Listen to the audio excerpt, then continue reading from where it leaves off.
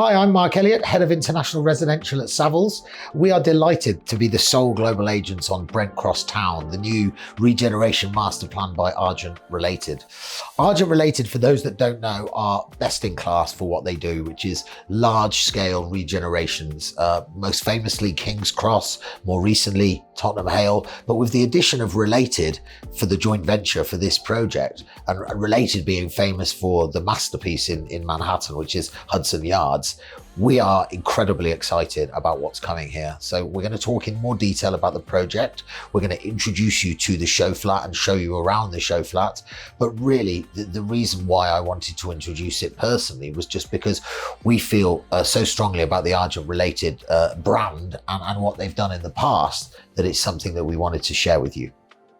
Okay, I'll now hand over to my colleague Matthew Fisher, who is on site at the pavilion in Brent Cross. Hi, Matthew. Hi Mark, thanks for having me today. I'm really excited to talk to you about Brent Cross Town. How big is the entire site? The entire site is 180 acres and we've got mixed use development. So we've got a portion of residential, commercial space and retail, and we've also got 50 acres of green space and playing fields as well.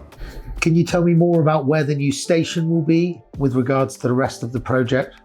So the train station that we're building is actually located on the west side of the development. It's called Brent Cross West, and that's on the Thames Link, and that's 12 minutes into King's Cross. Can you tell me more about where the shops will be and the office locations within the development? So the retail offering that we have, so all the shops and restaurants are actually running as a high street, running through the middle of the whole town, and the offices are predominantly spaced to the west of the development, closer to where the train station is. And also, where's the clubhouse? So the facilities within the first releases that we have are actually split across both buildings. So each building has its own concierge facility. In the Ashbee, we've got a meeting room and a screening room. And in the Delamare, we've also got a gym, a business lounge, a residence lounge, and a private dining room. And where are the buildings that are going to be launching in the first launch, so Delamere and Ashby House? So the Delamere and the Ashby are actually located just behind the building that I'm in now, so directly overlooking the park that we're building. The Ashby is directly behind the pond, and then the Delamere is just behind us to the left.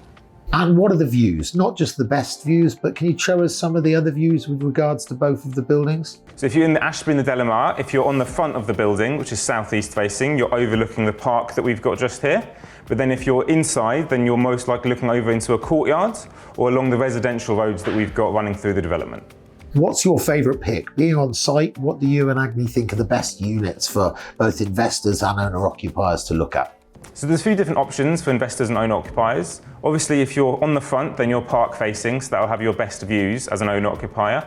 But for an investor looking to increase their capital value over time, then they'd be able to appreciate the most, because we can only build so many park-facing units within the development. If you're looking for the highest yield for an investor, then anything into the courtyard would most likely give you a better yield, because the price point for the purchase will be a little bit less. Are there any unique features within the kitchens or the bathrooms that both me, the team, and their buyers should be aware of? So the style of each building is slightly different. So the Delamere is more Art Deco inspired, and then the Ashby is more arts and crafts inspired, and that really pulls through to the interiors.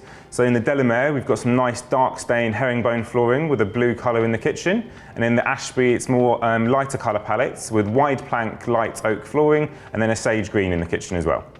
And what exactly is included within the apartment itself? The show apartments that we have are very good representations of what's actually included, but also what they've had additionally is an interior designer walk through the space. So what you've got as standard in the apartments is all the engineered flooring, the kitchen cabinetry and the white goods, the bathroom spaces, and all the built-in wardrobes as well.